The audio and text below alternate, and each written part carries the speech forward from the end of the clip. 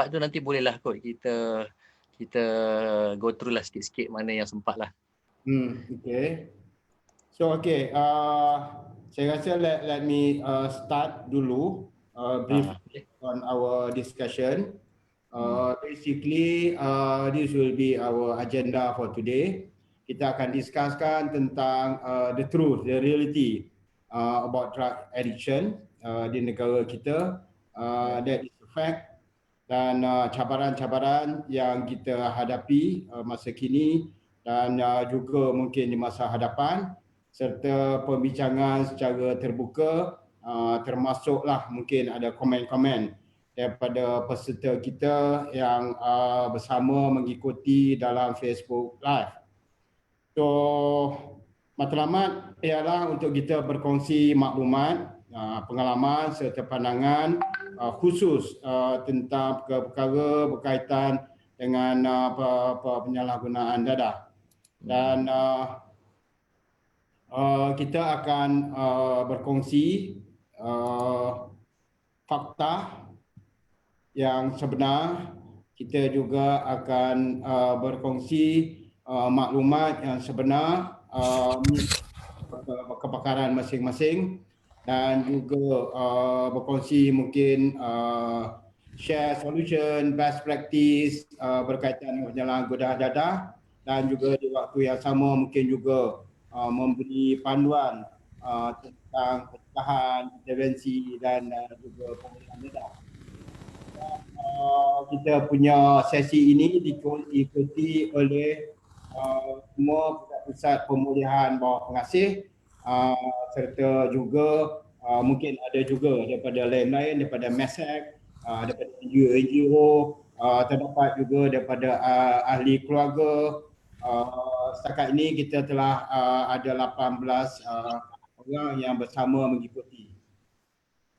Secara kasar kalau kita lihat sekitar gambaran penagihan di negara kita, ini statistik terbaru yang saya dapat daripada Jabatan Siasatan Jenayah Narkotik Januari hingga November 2019. Jumlah tangkapan 163,000, pengedaran 25,000, memiliki 61 dan mengguna 76,000. So pada kasarnya kalau kita lihat pula bekalan tangkapan berjumlah 4 tan sabu, dan ketamin 2 tan dan kokain 12 tan, iaitu satu tangkapan yang paling besar pada Disember tahun lepas di Pulau Pinang. Mengikut Ketua Polis Negara, jumlah tangkapan dinilaikan pada tahun lepas ialah sebanyak 3.7 jumlah sebenar dadah wallahualam. Tapi kalau kita ambil penagihan, kata 200,000 penagih aktif. 200,000 ni katalah satu orang kalau yang dekat kampung, Kapiada, dekat KL yang ada duit mungkin belanja RM300-400 satu hari. Katalah kalau purata RM50 pun belanja. Ni duit saja ada 10 million circling. So, which mean that satu tahun kita ada 36 300 juta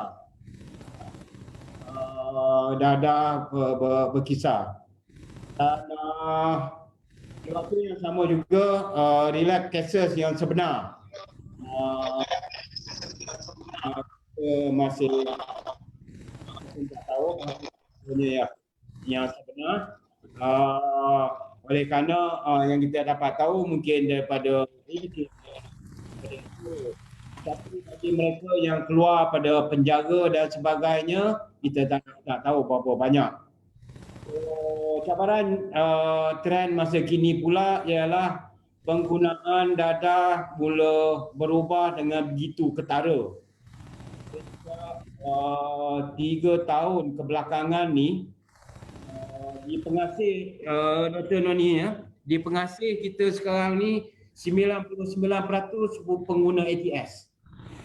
Daripada kita ada itu hari 98 residen, seorang saja yang masih menggunakan heroin. Pun punya cross addiction juga. Dan kebanyakannya yang ini perkara yang lebih membimbang. Guna hari ini bukanlah untuk rekreasi. Kalau tahun 70-an, 80-an, 90-an, mungkin tahun 2000, penggunaan dadah lebih kepada yang dan tapi sekarang penggunaan dadah juga adalah untuk bekerja, untuk belajar, untuk performance yang lain. Student nak ambil exam. So ini ada berkaitan dengan dadah-dadah yang performance dan boleh mengakibatkan mereka punya pengantungan. Kita tahu nanti Dr. Noni juga akan share, mungkin ada komplikasi-komplikasi yang lain. Dan di waktu yang sama juga saya berani nyatakan tak ada lagi yang mengambil dadah nak boleh menyatakan dia tak tahu bahaya dadah. I think the message have reached them. But how much, how far they understand, that is another issue. Kadang-kadang kita punya message juga, kalau kita lihat, number one mungkin not really focus, number two not specific, especially to different target group. Sebab itu satu isu yang berbeza, mungkin kita boleh berbincang yang lain. Di waktu yang sama juga kita tengok perubahan di segi demografi pengguna. Tahun 80-an, 90-an dan 2000 kebanyakan pengguna masih bertumpu kepada urban punya, urban or suburban. Tetapi sekarang pengguna juga has reached as far as sampai komuniti orang asli pun dah ada juga pengguna. Di Felda begitu meluasa. Baru-baru ni Dr. Noni, kawan saya, ada buat outreach di Felda. So dia hantarlah senario di sana, real time senario semasa.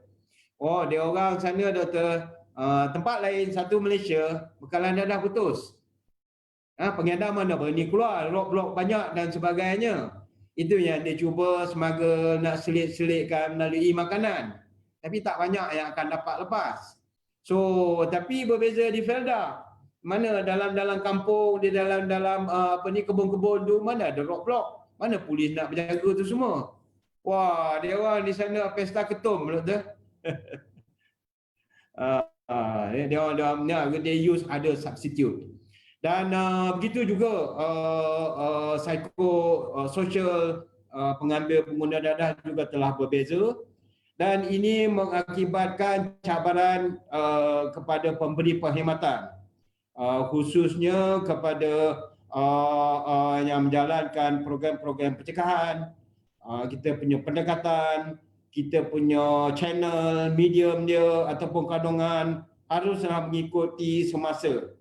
Dan khusus lagi adalah pendekatan tentang rawatan dan pemulihan. Hari ini kita akan sentuh tentang rawatan dan pemulihan, di mana kita juga sekarang ini sedang menghadapi mungkin post-COVID. Untuk makluman doktor semua, kita banyak dapat inquiry. Maklumlah, bayangkanlah patient-patient yang dapat jumpa Dr. Noni, okeylah, dia dapat ubat. Tapi yang eksekutif, yang bekerja, yang dah in denial, dalam penafian, dia tak mengaku dia penagih, kena duduk rumah. Kena self-detox. Macam mana tu? How are they going to face this? Without medication. And these people, emotionally, they are very vulnerable. Nanti keluarga takut, tak terlayan dia. Di waktu yang sama, dia tak boleh nak keluar, dia pun takut. nanti dia keluar finally end up in lockup.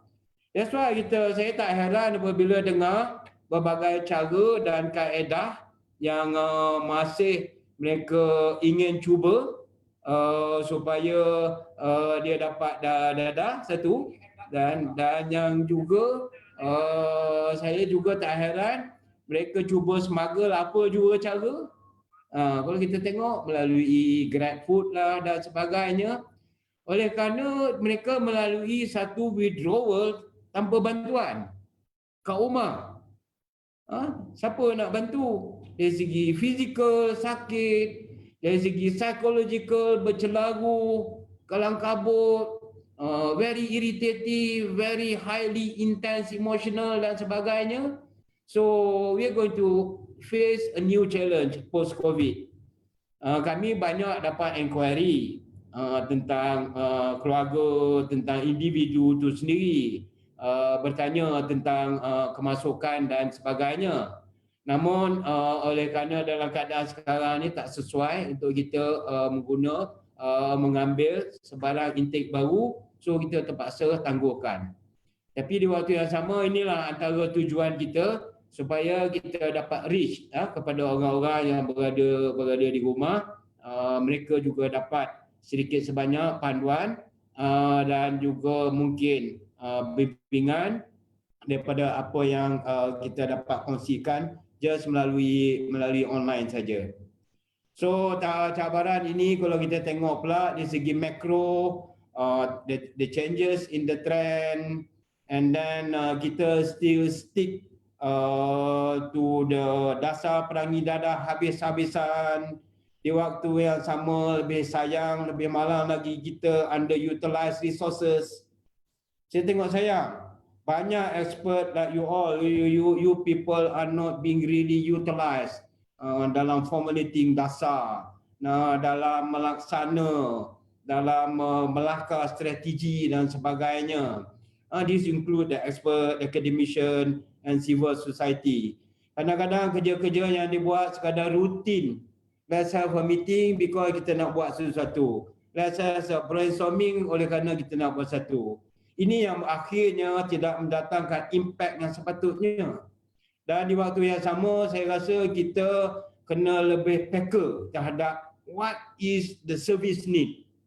Bukan apa yang kita rasa patut kita bagi, tapi apa keperluan sebenarnya di bawah. So that kita dapat fokus. Kita tak sekadar buat macam benda yang kita dah buat 20 tahun, 30 tahun dulu, kita recycle. Buat pendekatan baru, buat branding baru, buat jenama baru, tapi at the end of the day, kita tak dapat impact yang sepenuhnya. Dan di waktu yang sama juga, kita tak dapat bagi tumpuan kepada perkhidmatan yang betul-betul memerlukan. There's a service void, service vacuum, kelompongan perkhidmatan, terutamanya dari segi aftercare.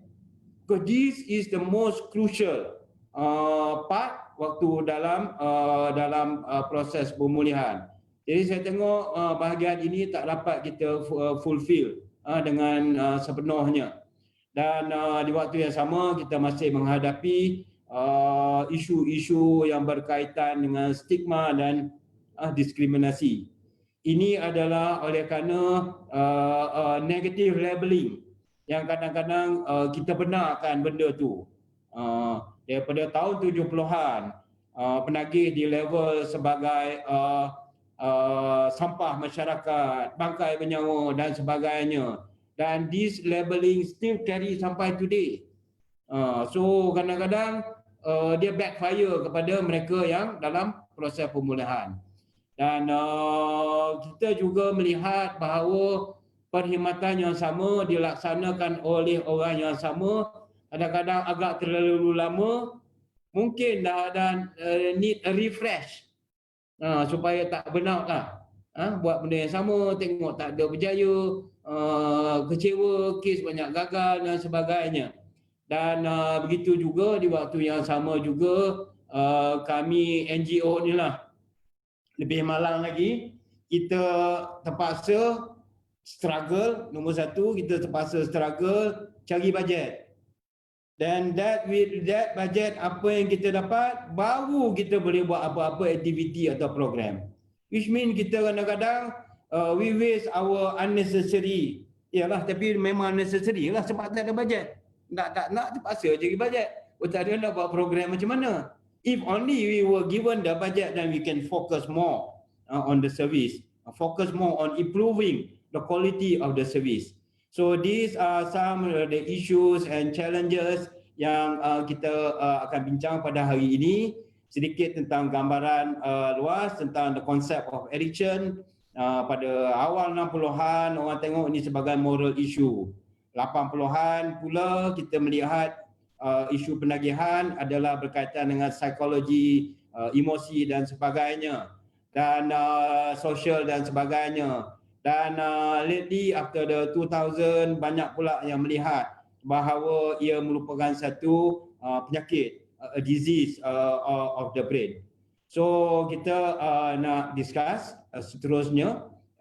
Mungkin kita boleh mula dengan Dr. Noni dulu kot.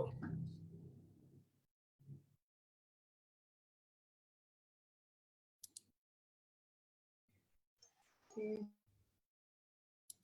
Terima kasih Tuan Haji Ramli memberi laluan kepada saya untuk first presentation. Saya nak share slide.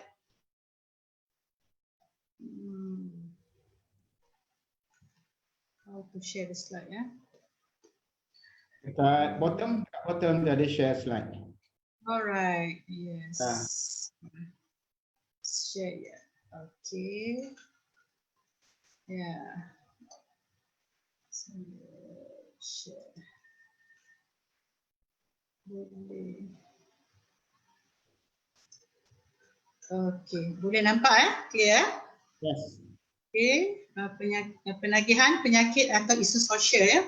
Seperti yang Tuan Haji nyatakan sebentar tadi mengenai konsep of addiction yang mana kebelakangan ni kita dah banyak didedahkan kan dengan konsep of addiction kan. Adakah dia merupakan masalah biologi ataupun penyakit ataupun dia masalah orang kata tingkah laku ataupun orang kata ala perangai kan, perangai dia bermasalah, orang yang bermasalah. So kalau kita tengok scientifically memang ada proof yang daripada research yang kita lihat memang ada membuktikan bahawa memang ada masalah biologi ataupun masalah yang dialami oleh pesakit yang mempunyai relationship dengan keadaan ataupun perubahan di otak. Jadi itu yang menyebabkan seseorang itu hooked to certain things like the drugs, sexual activities, gambling itu yang menyebabkan seseorang tu mengalami masalah penagihan. Same thing with sekarang ni orang menceritakan mengenai masalah penagihan internet. Kan ada juga kriteria-kriterianya. Tapi hari ini kita nak bercakap mengenai kesan-kesan dadah kepada badan ataupun sistem seseorang yang menyebabkan seseorang itu mengalami kesukaran untuk buang penagihan di dalam hidup dia. So all this while kita tahu orang menceritakan bahawa kalau penagih tu orang selalu cakap penagih means forever. Tak boleh berhenti sebab dia ada masalah tingkah laku.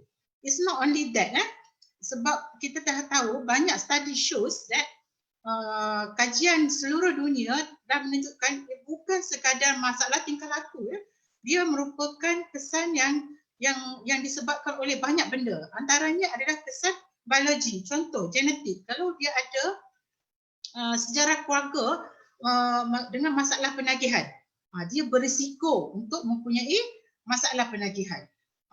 Kalau lepas tu dia tengok pula gender, ramainya orang lelaki lebih berisiko daripada orang perempuan. Kalau kita tengok sekarang pun di Malaysia peratusan lelaki yang mempunyai masalah penagihan lebih tinggi daripada wanita.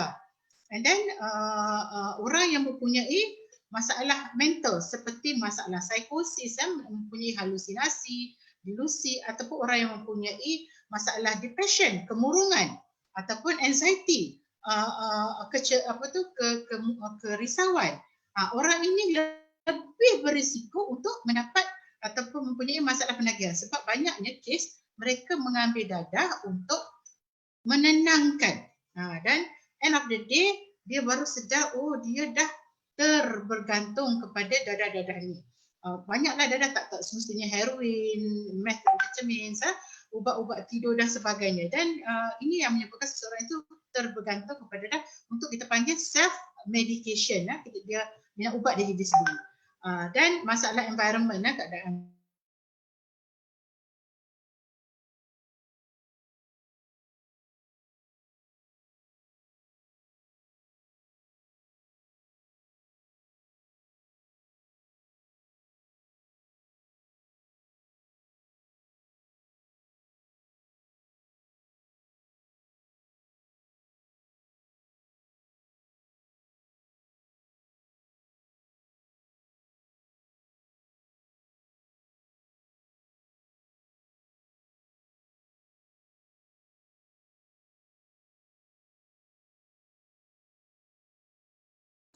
sorry. Tiba-tiba hilang. Okey. Boleh dengar tak? Boleh Okey, saya sambung So jadi apa yang berlaku bila seseorang itu telah mengambil dadah, dia telah mengubah bahan kimia di dalam otak telah berubah dan menyebabkan dia sukar untuk berhenti.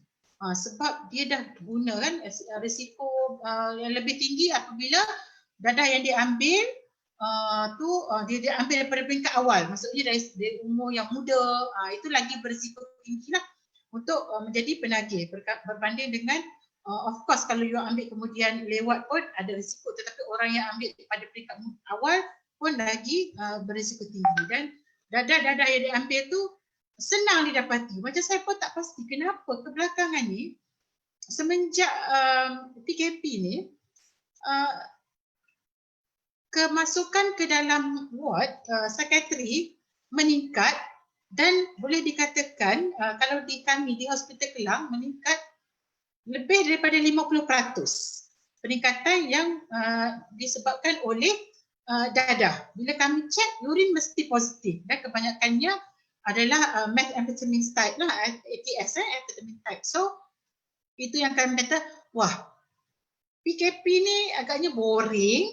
So that dia ambil semudah dapat. So saya tak tahu macam mana, macam Haji cakap tadi, duduk dalam kebun-kebun so that mudah dapat. Tapi kami heran macam mana PKP peningkatan penggunaan dan peningkatan pasien bermasalah. Menyebabkan kami susah sebab ward penuh. Jadi kami pun risau sekarang ni. Jadi itulah nak kata bila tadi saya jumpa pesakit pagi tadi, saya tanyalah kenapa sekarang ni you all banyak ke dapat? Bukan banyak dapat, doktor, boring sebab kami tak kerja. So kami pun adalah orang datang hantar dan sebagainya, so menyebabkan the availability, kemudahan untuk dapat tu ada, mungkin ialah deliveries dan sebagainya, so itu menyebabkan mereka mudah ambil. So itulah antaranya punca penggunaan. So saya kongsikan di sini sedikit mengenai keadaan otak apabila mengambilnya. Bila mengambil, seseorang itu mengalami keseronokan. Keseronokan, dan that's why dia rasa dia nak ambil lagi. Seronok kan bila kita mendapat sesuatu, dan di dalam otak kita ni ada beberapa bahagian yang kita panggil reward center ataupun pusat seronok. Pusat seronok ni dia akan dirangsang oleh bahan-bahan kimia ataupun dadah yang kita ambil tadi, dan dia akan trigger menyebabkan kita rasa seronok. Dalam keadaan normal pun kalau kita dapat sesuatu yang menyeronokkan, kita akan ingat kan, dan kita akan ada tendensi untuk mengambilnya semula. Bila kita tak ambil, kita rasa rasa macam teringatlah dekat benda tu. Contoh kan, makan musangking, sedap musangking tu. Bila musim durian, kita akan mencari-cari durian sedap. Kalaupun bukan musim durian tu kita tertanya-tanya, bila nak musim durian? Sebab seronok tu mengingatkan kita sedapnya nusangking tu. Itu yang menyebabkan kita teringat dan kita mencari-cari dan keinginan. Dan antara yang lain adalah penyebabnya adalah withdrawal ataupun bila tak dapat rasa tak seronok. Rasa macam contoh penagih heroin, bila tak ambil dia akan efek bukan sekadar psikologi, fizikal juga. Dia mengalami sakit badan, cramp, abdominal cramp, muntah-muntah. So saya ada pesakit baru keluar ward, sebelum ni dia dekat ward dia dapat methadone. Lepas tu dia keluar, dia kata dia tak nak ambil methadone, so dia stop. Bila dia tak ambil, dia bagi tahu saya hari ni, dia kata, doktor saya rasa saya nak pergi port balik lah. Sebab saya rasa saya tak selesa badan saya. Saya kata, buat apa you nak pergi port? You ada methadone, you can get methadone here. So bila dah ambil methadone, dia dah selesa, so dia tak ada lagi fikir dia nak pergi port.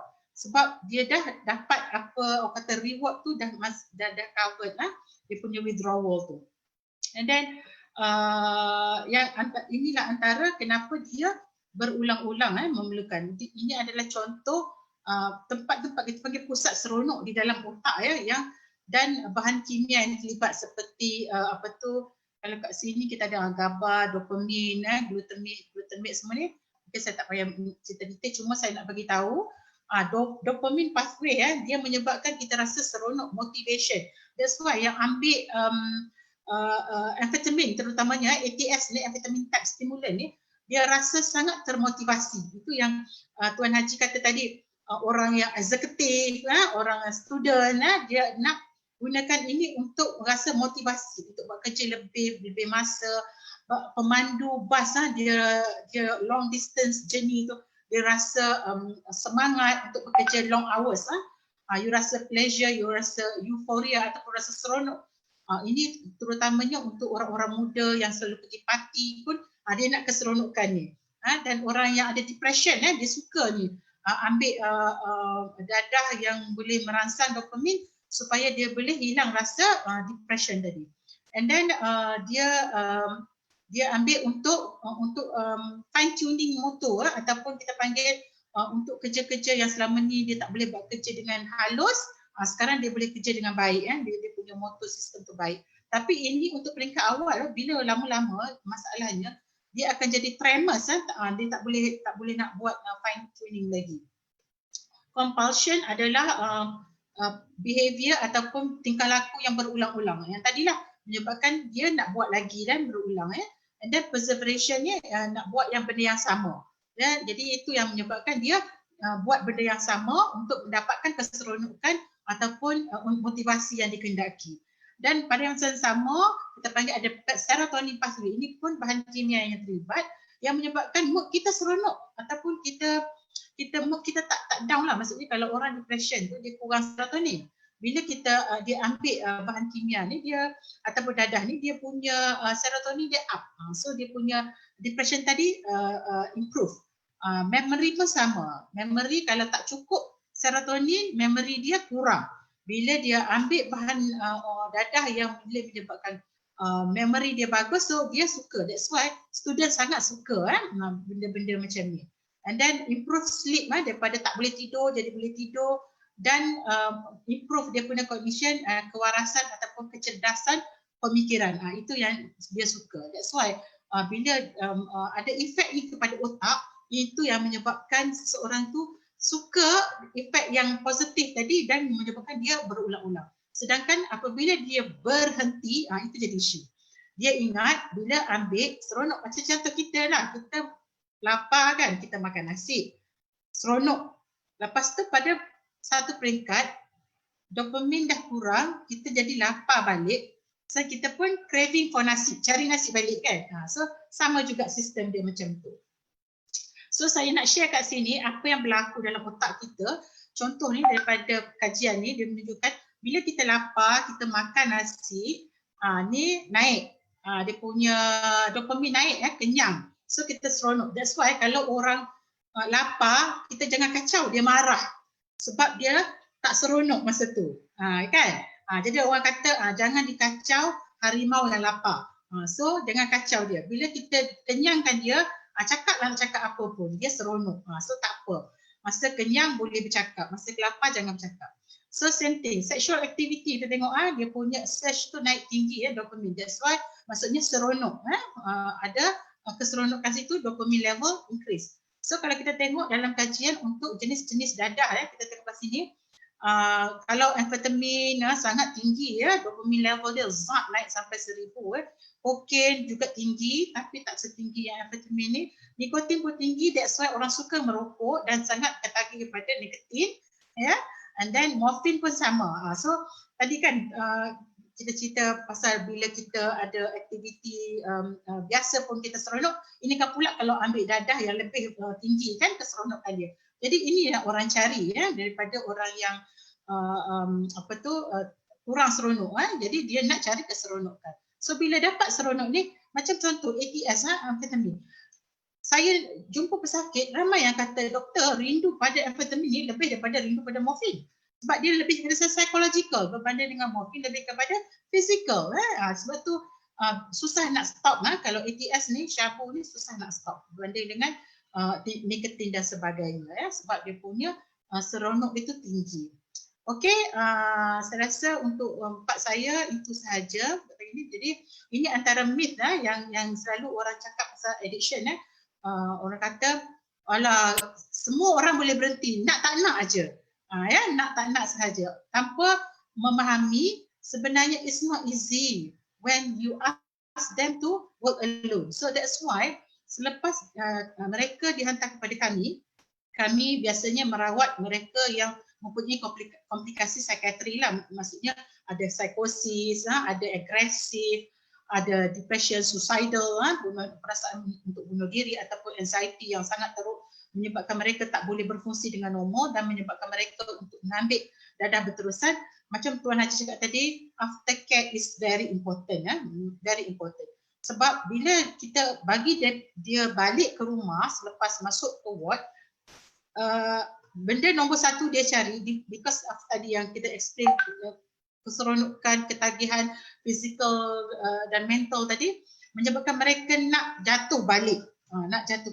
Tanpa bantuan daripada keluarga dan sosial lain, mereka mudah untuk jatuh disebabkan oleh tadi masalah withdrawal yang disebabkan oleh otak, efek pada otak tadi.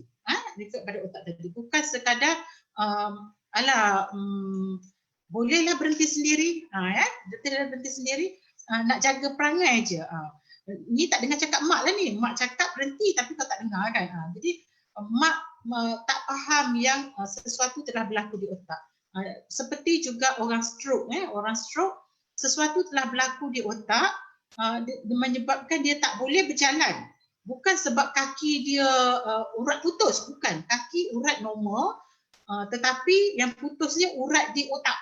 Masalah di otak, bukannya kaki tak boleh jalan disebabkan oleh tak cukup supply di kaki. Same thing, orang stroke tak boleh bercakap bukan sebab vocal cord ataupun peti suara rosak, tetapi bahagian otak yang mengawal percakapan, bahagian otak yang mengawal orang kata penerimaan semua tu bermasalah. Jadi kita kena faham bila sesuatu bermasalah di otak, dia a bit complicated, bukan straightforward dan kita kena bantu. Jadi sekarang yang efek dekat otak untuk penagihan ni adalah bahagian emosi yang mana kita ramai orang tak faham sebab penyakit psikiatri ni penyakit yang tak boleh nampak. Kalau orang patah kaki, X-ray nampak. Orang sakit jantung, buat ECG nampak. Buat cardiac enzyme ataupun ambil darah nampak. Penyakit psikiatri, you ambil darah ke, you buat CT scan ke, apa banyak tak nampak. So that's why orang tak faham. Dia kata, oh, you depressed. So what? Everybody is depressed.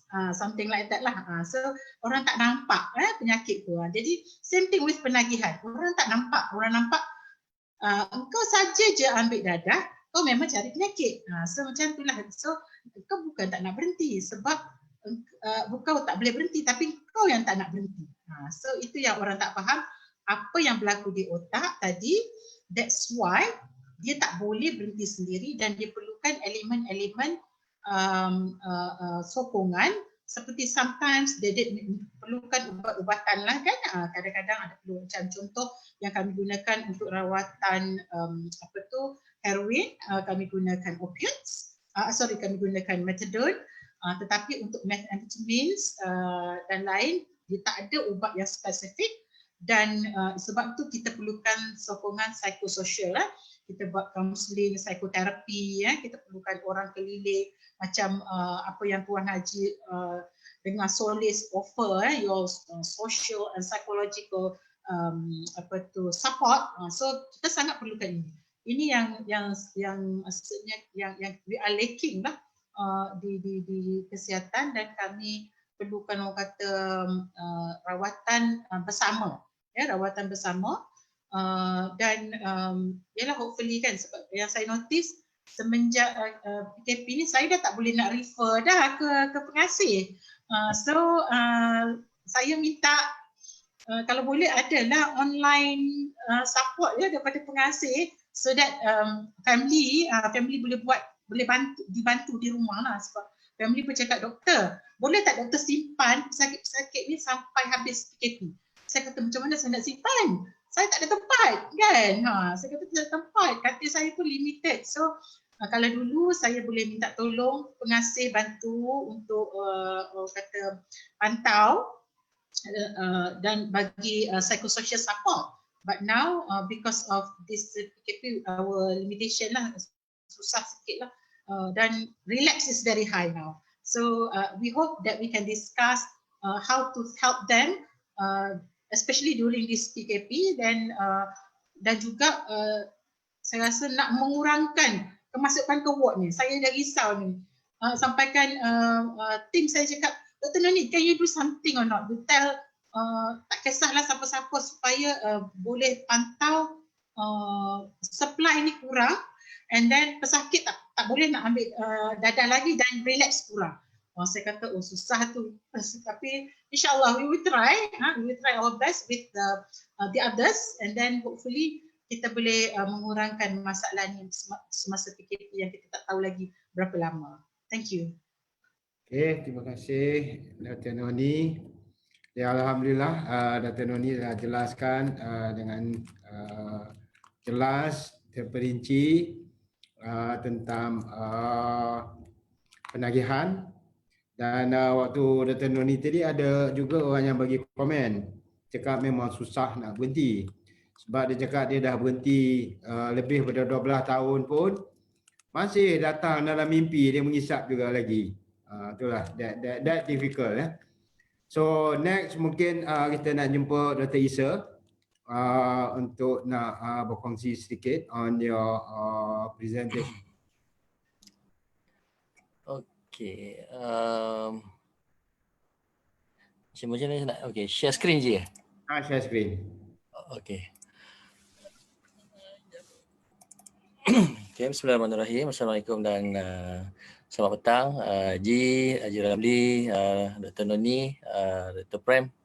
Jadi terima kasih kerana menjemput saya pada forum pada petang ni. So petang ni kita ada sesi forum yang cukup unik sebab kita masing-masing dalam dunia masing-masing, tapi kita still lagi berhubung di antara satu sama lain. Jadi kita banyak didedahkan tadi fakta-fakta dan juga maklumat yang disampaikan oleh Haji, bagaimana isu cabaran dan bagaimana isu-isu berkaitan isu psikiatrik berkaitan dengan ketagihan.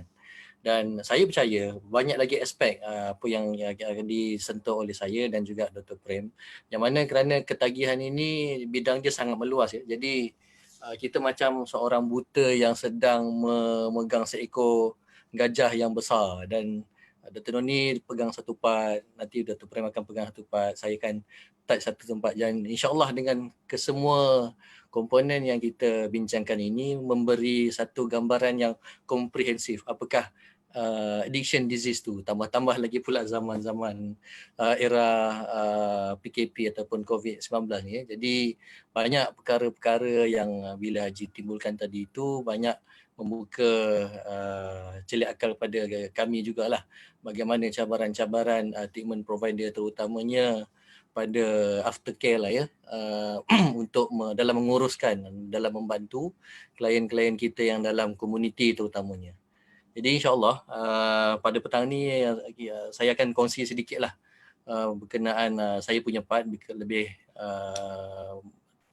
sharing tu lebih kepada dari segi psikologi perubahan tingkah laku penagihan. Dan sebenarnya ini bukanlah perkara yang baru saya nak kongsikan, tapi adalah satu, kita kata mungkin kita dah banyak kali dah dengar, tetapi sebagai satu peringatannya pada diri saya, pada diri sahabat-sahabat semua, bahawa sebab dalam Islam punya kita dapat satu ayat ni kata hendaklah kita sentiasa beringat-ingat di dalam perkara kebaikan.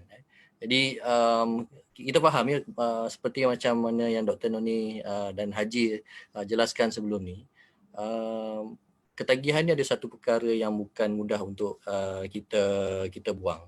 Dan setiap orang, dan saya ada ketagihan, ada behavior dia yang tersendiri yang menjadi fix pada diri dia. Macam-macam lah. Ada yang handphone, macam saya sendiri saya suka main handphone. Ada yang kita suka shopping online ya. Tapi untuk klien-klien kita yang di bawah kendalian ataupun knowledge kita banyak deal dengan klien-klien yang substance dependence lah. Jadi saya percaya bahawa dia mendatangkan seperti mana Dr. Noni pesan kongsikan tadi tu, dia addiction ni adalah satu penyakit otak yang kronik ya, dan dia menyebabkan penggunaan semula bahan yang terlarang tersebut secara berulang kali. Walaupun kita tahu bahan itu tersebut memberi kesan ataupun impak yang negatif. Tapi oleh kerana semacam Dr. Nani tadi share tadi dari segi dia punya tahap reward pathway dan juga kesan dia punya kepuasan itu tadi lebih tinggi daripada yang kita lihat daripada berbanding dengan bahan-bahan yang lain, maka kita masih lagi ataupun klien-klien masih lagi ada tendensi, ada kecenderungan nak ambil semula sebab memang best rasa dia. Memang itu sebagai satu cabaran untuk nak menghilangkan kerinduan tersebut. Dan saya percaya bahawa setiap ketagihan itu macam mana sekalipun kita look forward kepada dia punya proses kepulihan dia. Dan saya rasa lepas ni Dr. Prem juga akan menyentuh tentang recovery. Dan sebab kita masing-masing, saya percaya bila klien-klien yang dirujuk pada pusat pemulihan, pusat rawatan, dia punya life event dia. Kenapa dia nak berubah?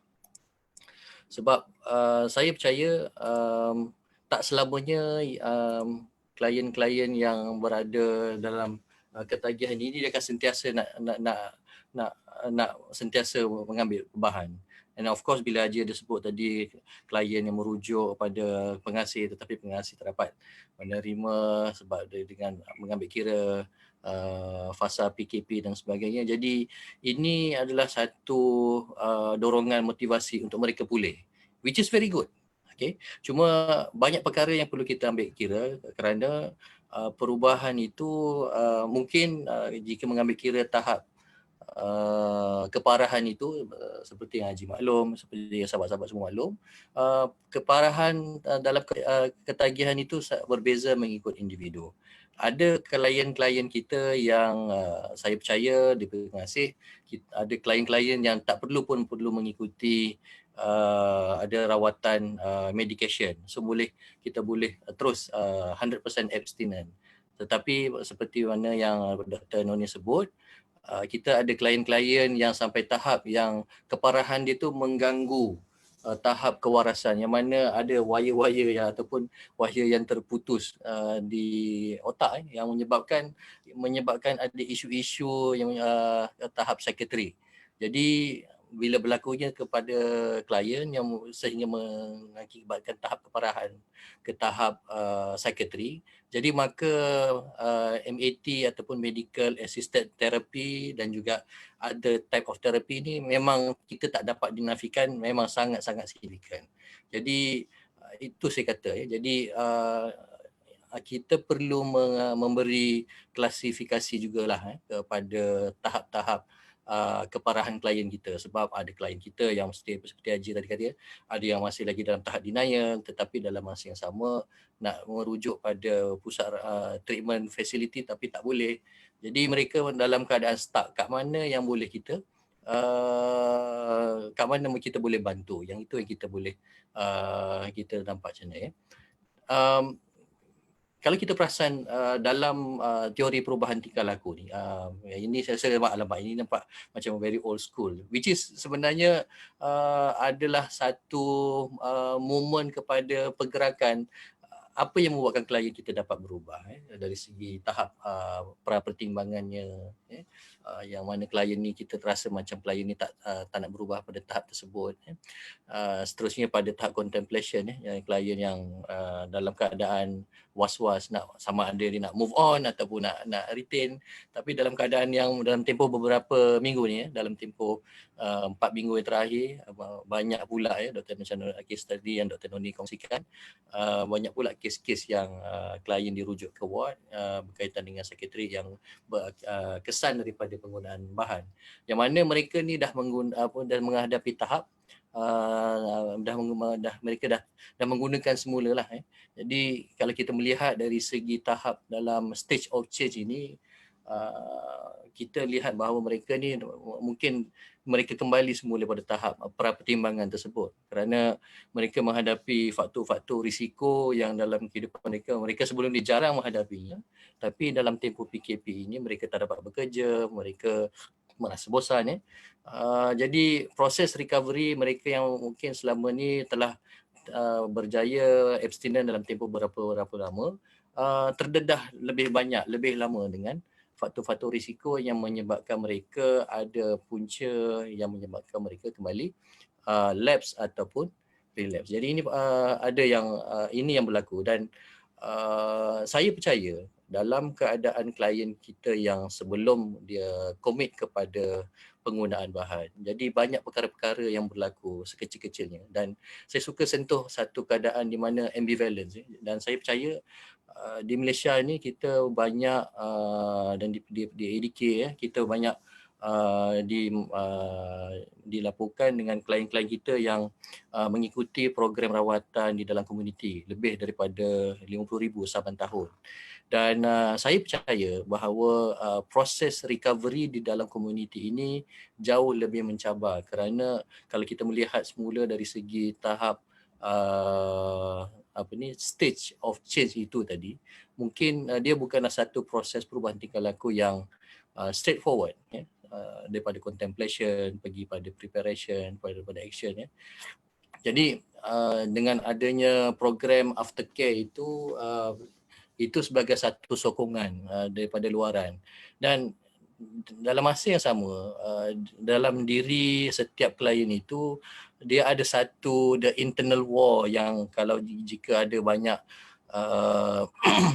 keadaan ragu-ragu, sebab biasanya bila kita klien yang dalam keadaan masih lagi baru nak berubah ni, jadi dia ada konflik. Kita dalam nak recovery ni tengok-tengok tiba-tiba ada PKP. Jadi ini bukan satu situasi yang mudah, bukan saja pada pegawai, tetapi yang paling penting itu pada diri klien itu tersebut. Sebab dia kata saya boleh kuat sebab saya jumpa jugalah kaunselor saya sebulan sekali. Sekarang ni dah masuk sebulan dah. Bulan lepas boleh jumpa lagi, tapi bulan 4 ni belum tentu macam mana nak jumpa. Entah macam mana pula bulan 5 nanti. Jadi banyak faktor-faktor dalaman. Jadi internal war ataupun peperangan dalaman diri klien itu kita tak dapat, klien tu tak dapat dielakkan. Saya nak cakap sikit bahawa ambivalence ni bukan satu pada klien saja ya. Ambivalence ni adalah satu pencanggahan diri yang ada pada diri kita.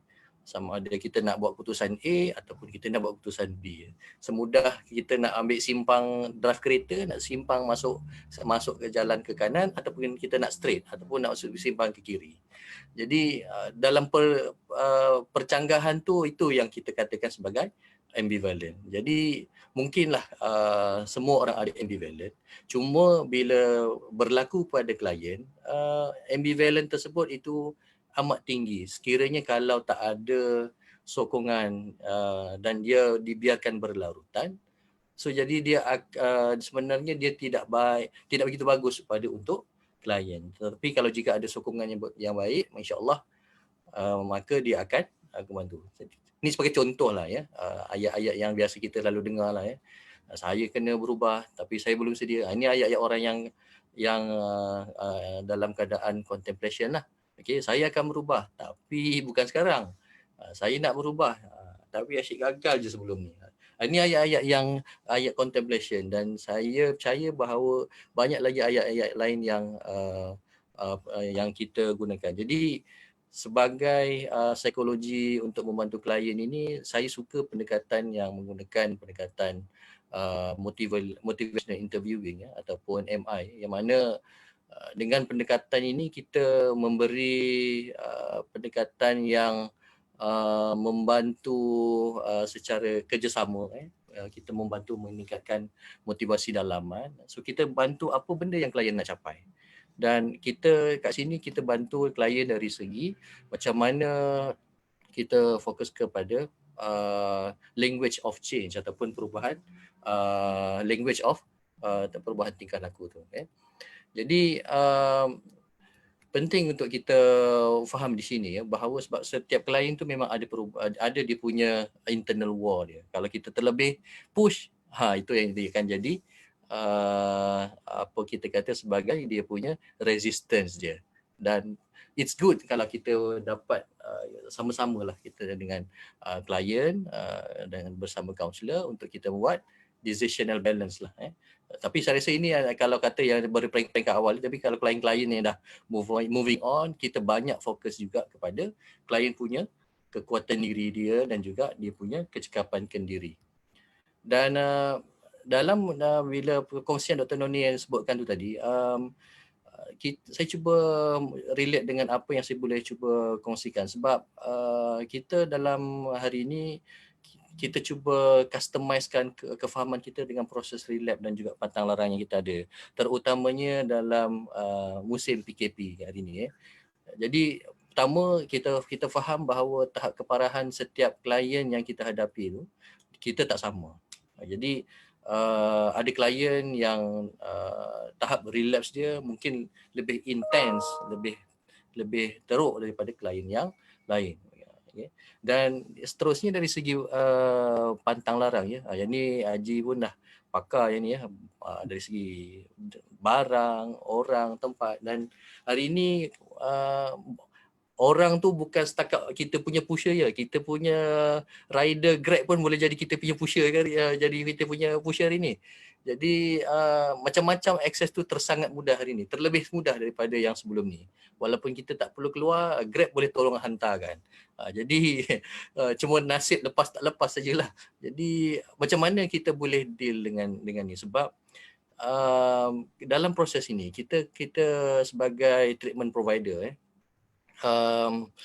kita perlu membantu diri kita mengenali klien punya trigger, sama ada trigger dalaman dan juga trigger luaran dalam tempoh ni. Sebab bila Dr. Noni sebut perkara tentang klien-klien yang ada, ataupun Dr. Haji tadi pun ada mention tentang ada klien-klien kita yang dalam keadaan bosan ya. Jadi banyak tip-tip yang dalam relapse prevention ataupun pencegahan relapse yang sebenarnya banyak pun disentuh sebelum ni. Cuma sama ada kita guna ke tidak tool yang kita ada tu. Jadi isu hari ni tu to what extent how do we utilize optimally kita punya tool yang kita ada. Sama ada secara dalaman ataupun luaran. Dan yang akhir sekali ada segi membina jaringan sokongan ya. Jadi networking support ya. Jadi ini pentinglah. Saya rasa dengan teknologi hari ini saya kurang pasti macam mana, adakah dia akan membuatkan lebih trigger ataupun dia develop moral support ya. So mungkin sekarang hari ini mungkin kita tak terfikirlah 12 step ataupun apa-apa self help group tu kita boleh buat macam mana kita initiate hari ni aja ya. Jadi mungkin jugalah lepas ni ada possibility yang sangat tinggi kita punya 12 step pun perjumpaan tu boleh dibuat kat bilik tidur je. Jadi itu antara possibility yang mungkin boleh kita boleh fikirkanlah untuk extend the visibility of service tu. Saya suka sebut tentang stage of recovery ni. Ini sebenarnya banyak stage of recovery ni lah daripada pelbagai teori. Tapi saya suka sebut yang daripada Terence Gorski ni ya. Yang mana kalau kita melihat stage of recovery ni active addiction, ada transition, stabilization, early recovery, middle recovery, late recovery and maintenance. Jadi saya mungkin saya tak adalah nak bagi pengkelasan lah siapa yang dalam kelas yang mana pada petang ini. Cuma saya nak mention sedikit di sini pada mereka yang masih lagi aktif menggunakan, so mereka masih lagi dalam recovery lagi lah, active using maksudnya ya. Maksudnya active using yang bukan tahap lapse tu, tapi mungkin lebih teruk daripada relapse lagi lah. Itu yang active addiction. Dan yang for those yang mungkin kita baru nak start treatment ya, kita berada dalam di tahap transisi ataupun transition. Maksudnya ini kita sebut sebagai hitting bottom as a process lah. Kat sini lah pain in the butt. Kalau yang mungkin yang baru nak mengikuti program rawatan dekat hospital ataupun dalam treatment facility tu, kat sini lah this is the challenging part lah. And then stabilization ya. Jadi stabilization ni dalam keadaan yang klien-klien kita agak stable lah dalam tempoh beberapa bulan, 3-4 bulan dan ke atas ya. Okay. Dan selepas itu saya rasa kita banyak selalu dengar term early recovery. Kat sini kita banyak deal dengan klien-klien yang mana mereka dah banyak abstinent, right? Dan perubahan tu dia banyak lagi lebih mendalam ya. Perubahan yang dalam diri sendiri itu banyak lebih di internalize untuk perubahan yang lebih sustainable lah. So yang ini kita juga masih lagi dalam tempoh antara 6 ke 18 bulan. Dan for those yang dah mungkin dah beberapa tahun, antara 3 ke 5 tahun tu, dia dah mungkin insya-Allah dia dah pergi pada tahap middle recovery lah. Yang ini mungkin kita dah tak berapa ramai dah kita jumpa. Maksud sebab kenapa change going broader, maksudnya klien-klien ni mereka kebanyakannya mereka dah boleh self sustain, cuma mereka pergi pada more meaningful life dalam kehidupan mereka lah. Dan yang akhir sekali late recovery, kita yang ni klien-klien yang dah boleh ada 5 years and longer, mereka dalam keadaan situasi yang mereka dah ada finding new freedom. Okey, dan akhir sekali maintenance. Okey, yang ini adalah perkembangan sepanjang hayat. Cuma bila Haji sebut tadi ada yang kata selepas 12 tahun pun masih lagi kerinduan tu datang. Jadi kita tak dapat nafikan di sini bahawa tahap keparahan yang sehingga mengakibatkan keparahan ke tahap psikiatrik itu menyebabkan tahap stage of recovery ini dia tidak berlaku seperti mana apa yang saya kongsikan ni. Jadi mungkin dia akan start kepada early recovery ataupun middle recovery saja. Sebab by late recovery ataupun lifetime growth atau maintenance, relapse tu bila berlaku di dalam kita kata let's say lah dia ada trigger ada ataupun dia ada barang lalu ke atau macam mana, dia tak memberi kesan, dia boleh kawal dengan baik. Coping mechanism ni dah terbina dengan mantap kat di situ. Tapi kalau dah 20 tahun sekalipun dia kata masih rindu lagi.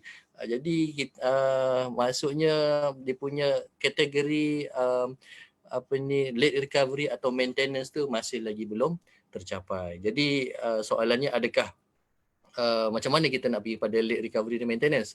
Jadi maksudnya ada sampai tahap kita memang perlu pada total abstinence. Itu yang ada beberapa pakar yang berpendapat perlu begitu supaya adalah baru kita sober lah. Itu yang diperlukan. Cuma again tak semua yang walaupun sober ataupun 100% abstinent dia ada boleh dia dah tak ada dah lagi dia punya trigger tu. Sebab itu kita tak nafikan. Setiap pengalaman individu tu dia ada unique point dia. Okey, saya suka sebut tentang start point sebab start point ni setiap individu saya percaya Haji at one point ada start point Haji dulu. Dr. Prem, saya pun sendiri sebagai seorang yang dalam buat proses behavior change, kita ada start point kita tersendiri yang unik. Mungkin kalau yang dah pernah share dengan, mungkin dia tahulah, tapi yang tak pernah share tu mungkin diam-diam sendiri sudahlah. Jadi apa yang berlaku semasa dalam proses start point ya. Jadi macam yang penting macam mana kita kena kenal pasti bila kita punya start point ya. Dan macam mana diri kita boleh bangun ataupun kita boleh kita stand back balik semula daripada start point tu tadi. Sebab kat sini penting untuk kita dapatkan secondary help. Memang kita kena perlukan orang lain. Tak kira lah pakar ke tak pakar ke, tapi yang pentingnya kita perlu dapatkan external source, sama ada mungkinlah daripada isteri kita, mungkin kita juga daripada kita punya significant others. Sebab otherwise dia akan pergi kepada klien kita ni, kita ataupun diri kita pun, kita akan pergi pada all automatic behavior. So itu yang akan berlaku. Jadi dia tak kira lah sama ada di dalam middle recovery ataupun di dalam early recovery. Early recovery apatah lagi jadi ini adalah satu all automatic behavior sekiranya tingkah laku tersebut tidak dikawal lah. Dan jika ini berlaku, maksudnya klien tersebut tu menghadapi isu kronik yang relapse yang relapse yang kronik lah. Dan kronik yang relapse kiranya klien realize dia perlu mendapatkan bantuan daripada orang lain. Tak kisahlah sama ada daripada doktor ataupun daripada treatment provider ataupun daripada sahabat-sahabat recovery yang lain. Sebab at this point kadang-kadang ni kita ada second eyes dari life kehidupan kita, itu lebih baik. Berdua lebih baik daripada satu. Okay. Jadi itu yang saya dapat kongsikan sedikit tentang ni. Dan stage recovery ni kat sini ini ada detail dia lagi. Tadi saya tak nak ulanglah 2 kali di sini, tapi nanti kita boleh share dengan kita punya viewers kita. Okay. Active addiction, transition, stabilization, early recovery sehinggalah middle recovery, late recovery dan maintenance. Jadi itu saja yang sempat saya kongsikan pada semua. Okey, saya serahkan semula pada Haji. Okay, terima kasih doktor for comprehensive sharing, especially dari aspek psikologi ya. Dan I think maybe next Dr. Prem, you'd like to share something. Do you have a presentation or you just want to share? Okay, selamat tengah hari and terima kasih Haji, Dr. Isa, Dr. Nurni. Pertama sekali, I minta maaf lah, I tak ada presentation hari ini. Actually, memang Haji ada minta saya buat. Tapi I rasa kalau I buat presentation nanti I cakap tak berhenti-berhenti, orang lain tak ada peluang. But this is very comprehensive lah. Memang saya dengar tadi dari starting kan, Dr. Nurni cara menerangkan tentang the brain disease is very comprehensive and sangat senang untuk faham. First of all, I think balik kepada yang Haji punya slide tadi, starting tu, this is a biopsychosocial spiritual illness. Memang semua orang dah tahu lah, kita pun dah tahu. Dari segi profesional kita tahu, dari segi rawatan kita tahu. Jadi addiction ni ataupun ketagihan ni dia ada masalah dari segi biologi, dari segi psikologi, dari segi sosial dan juga dari segi spiritual. Dia ada 4 komponen yang menyebabkan seseorang itu lebih terdorong untuk ketagih. Ya. Jadi walaupun katakan genetic factor macam yang Dr. Nari terangkan tadi kan, walaupun saya seorang penagih katakan, tak semestinya anak saya akan menjadi penagih. Sebab walaupun dalam gen saya ada benda tu 30 hingga 50%, tetapi psychological, social dan spiritual itu pun faktor juga. Ya, jadi ini yang penting kita kena faham lah. Macam Dr. Isa punya slide tadi menerangkan dari segi psikologi, ya, stages of change tu sangat penting sebab bukan saja seorang yang ada ketagihan yang melalui 4 stages tersebut tadi, sebab family ataupun community pun akan melalui juga stages tersebut juga, ya. Kalau kita mungkin kita start dari segi family lah, mungkin saya boleh cakap sedikit dari segi family kan. Ketagihan ni macam satu virus, ya. Dia akan tiba-tiba masuk dalam keluarga. Dan bila virus ini dia masuk dalam keluarga, keluarga tu akan kucar kacir, dia akan dikacau, ya. Lepas tu balance dia akan hilang. Keluarga ni ada satu sistem, dia ada satu structure kan. Bapa pergi kerja, mak pergi kerja, anak-anak pergi sekolah, abang ke kakak ke adik ke, dia orang semua ada fungsi dia tersendiri. Nah, bila ketagihan tu, virus tu dia kacau structure ni, sistem itu, family tu, dia tiba-tiba dia macam ni kan, dia hilang balance dia akan cuba cari balance dia balik. Family tu sendiri kan, dia akan cuba carikan macam mana untuk berfungsi, tetapi sekarang dia akan berfungsi dengan virus tu pula. Artinya, bapa, mak, anak, mungkin nenek, datuk, dia punya perangai, dia punya role dalam keluarga tu akan tukar. Tetapi yang tidak tukar, penagih tu. Dia punya ketagihan tu akan semakin lama, semakin kuat. Sebab role-role keluarga lain akan sekarang tolong untuk dia terus sambung dengan ketagihan dia. Contohnya kan, secret, malu. Keluarga malu nak minta tolong sebab dia malu nak bagi tahu orang lain yang anak dia atau saudara dia ada masalah ketagihan. Susah untuk pergi cari pakar, susah untuk telefon susah nak minta tolong sebab dia malu kan. Jadi bila dia malu, dia tutup keluarga dia, secret dia di dalam, tetapi penagih itu akan continue lah. Jadi semua orang, satu keluarga tu, satu sistem tu akan terus sakit. Nah, bila kita rawat, katakan kita ambil orang tu keluar kan, kita masuk dia dalam pengasih atau pusat rawatan, kita cuba rawati dia, keluarga ni, sistem ni pun perlu dirawati juga. Social ini, community ni pun perlu dirawati juga. Kalau kita tidak rawati keluarga ni, macam Dr. Noni sebut tadi, pesakit dirawat, dia dihantar balik kepada rumah, tapi keadaan di rumah, environment dia tidak dirawat, pesakit itu akan relapse. Haji pun ada bagi tahu tadi tentang cara kita, kepentingan aftercare kan, atau kepentingan untuk kita merawati ataupun merawatilah keluarga atau community. Kalau kita tidak buat tu, kita rawat penyakit saja, tidak gunalah. Kita hantar dia balik ke rumah. Kalau kita tanya ramai orang yang menggunakan drugs, penagih, tempat yang dia orang rasa paling selamat untuk gunakan darah ialah di rumah, di bilik dia sendiri ataupun di toilet dia kan. Sebab di toilet dia paling selamat, tak ada orang kacau. Kalau polis datang pun bapa akan halau polis tu, akan tolong jaga anak dia, ditandas dia. Jadi tandasnya rumah dia sendiri ialah trigger yang paling besar. Tak payah pergi kepada masyarakat ataupun benda-benda lain. Keluarga sendiri ialah salah satu faktor sosial yang sangat penting yang kalau kita tidak rawati, tak gunalah. Ya. Itu satu. Lagi satu yang I nak sentuh sedikit ialah demografi lah.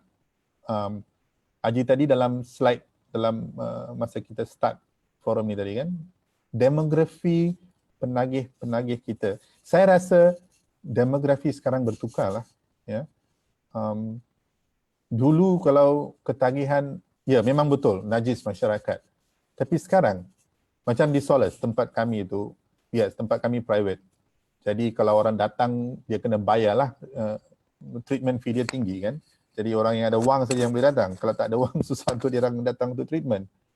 Jadi kita punya klien punya demografi yang kita tengok tu, dia orang, I would say semua profesional lah. Kalau bukan profesional, anak profesional atau anak yang orang-orang yang berada. Sebab dia orang mampu. So demografi itu bertukar, bukan saja orang miskin atau orang yang tak ada wang, bukan socio-economic status is not a factor that is influencing addiction, it's not the only factor. Bukan ertinya kampung-kampung, macam di Sabah, tempat yang paling tinggi ialah kampung air, di mana risiko ataupun tempat penagihan paling tinggi.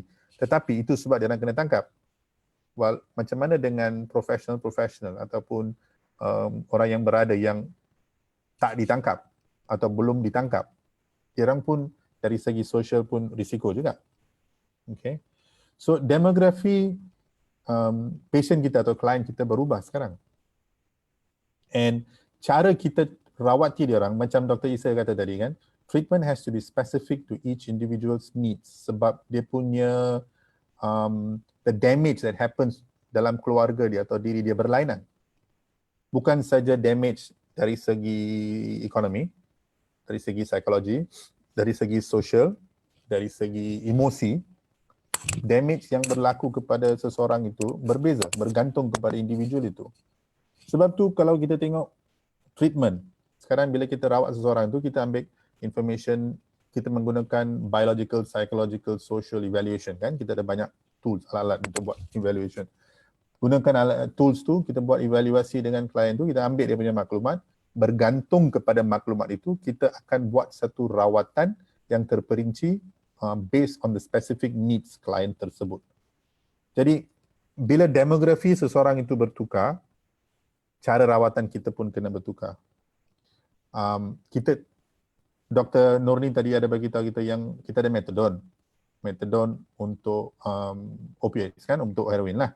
Tapi amfetamin, meth dan stimulan dan party drugs yang lain kita masih tak ada lagi cara yang kita tahu sekarang ialah dari segi psychosocial. Tapi yang dari segi psychosocial itu pun kan, cara menggunakan psychosocial itu untuk setiap orang itu berbeza.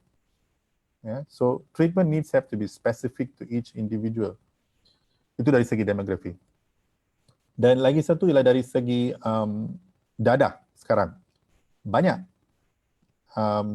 Baru-baru ni I dengar tentang laughing gas. Nama drugs tu Nang, N-A-N-G. Kalau you Google the Nang trade in Australia, sangat popular. Dia botolkan gas tu dalam botol-botol kecil and dia jual. And oleh sebab benda tu belum lagi illegal kan, dia orang boleh beli and they abusing it. You know, it's bad sebab benda tu akan, kalau tak silap saya, merosakkan nerve system lah. Mungkin Dr. Noni boleh explain nanti. Benda tu merosakkan kita punya nerve system and it's causing a lot of damage. So setiap kali kita cuba cari rawatan untuk drugs yang baru, benda yang baru, ada lagi benda baru yang timbul. Sekarang kita dah tahu apa tu, roti dadah, Grab. Sudah ada roti dadah sekarang. Yang saya tahu roti sardin,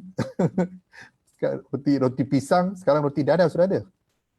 So as much as we try and come up with different kinds of treatment methods, sebab supply and demand lah kan, there's a supply, there's a demand kan, people are coming up with very innovative methods to supply lah, and people are using stimulants, people are using drugs for the wrong reasons lah. Okay, cannabis, kita semua tahu yang cannabis or marijuana is a drug, but of course there's also medical marijuana. Sekarang ada banyak debate tentang tu ya. Tapi kalau kita tanya dengan people who are in recovery, they will be totally against medical marijuana. Sebab marijuana is marijuana. Ganja is ganja kan? But there are professionals who are promoting medical marijuana. Apa kebaikan dia? Tapi orang tak tahu, orang tak faham. Dia ingat medical marijuana tu marijuana. Boleh hisap. Ada yang masa kita admit patient yang ada addicted to cannabis addiction, which is bad. And it causes psychosis. Some of them do become psychotic. And kita tanya dia, kenapa you hisap? Dia kata, boleh, apa ya salah dia? Memang ramai yang menggunakan cannabis. So they don't understand the difference between these various substances. University students menggunakan stimulants. Betul tadi yang Dr. Isa, Dr. Noni dan Haji pun bagi tahu tadi, student menggunakan stimulan untuk belajar sebab dia ingat stimulan itu tolong dia merangsangkan otak dia untuk remember, memory dia bagus. Tapi yang dia tidak tahu, lepas 3 hari tak tidur, Masa lepas tu bila dia crash, masa tu yang otak dia ada masalah. Okay. So itu dari segi drugs, dari segi demografi, dari segi drugs, dari segi keluarga. And lagi satu yang saya nak bagi tahu dari segi sosial ialah tentang cara sekarang diedarkan, drugs diedarkan. Saya dapat tahu dari kadang-kadang dari klien kami, drugs tu sekarang boleh beli di klub-klub juga. Ya, dia orang ada menu. Dia bagi menu you, macam dulu menu tu untuk pilih makan, pilih minum. Sekarang ada menu untuk pilih drugs yang you nak. So there are ways that they have come up so innovatively to spread the drugs. So setiap kali kita cari cara yang baru untuk buat rawatan, ada pula cara baru untuk dia orang buat edaran. So it's a battle lah. It's a race kan. Ini adalah satu race lah from the treatment providers and the people, the patients or the clients. And I think one more thing, lagi satu perkara yang saya nak add. Sebenarnya addiction ini, ketagihan ini kan, berhenti ketagihan itu bukannya paling susah. Nak suruh saya berhenti dadak saya boleh berhenti. Tapi cara saya nak hidup, okay, managing life and life challenges without the drugs, itu yang paling susah yang saya tak faham. Sebab untuk seorang penagih, most of his life dia manage dengan drugs. Okay. Bila susah, bila sedih dia ambil drugs, bila gembira pun dia ambil drugs. Bila majlis kahwin ada drugs, majlis perkebumian ada drugs, orang beranak ada drugs. Jadi semua emosi dia, semua peristiwa-peristiwa dalam hidup dia sudah numb dengan drugs. Tadi Dr. Noni ada bagi tahu tentang self-medicating theory. Memang betul tu, sebab oleh disebabkan otak dia memang sudah ada deficiency, dia kena cari ubat untuk medicate deficiency itu. Dan bila seseorang tu terjumpa sesuatu ubat ataupun drug tu menjadi ubat dia, dan sepanjang hidup dia sudah biasa dengan menggunakan dadah tu atau drug tu. Sekarang tiba-tiba you ambil keluar drug saya, macam mana saya nak hidup?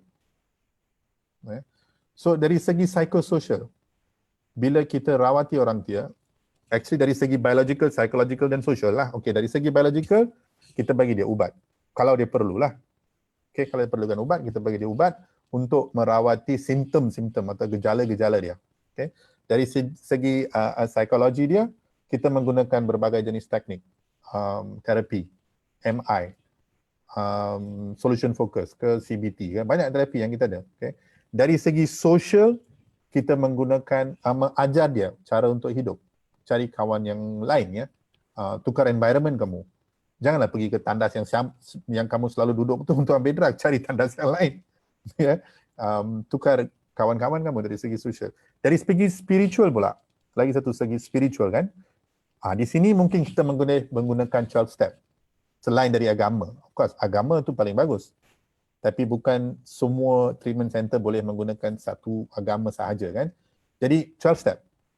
Dan sebenarnya Dr. Isa, 12 step sekarang online pun sudah ada.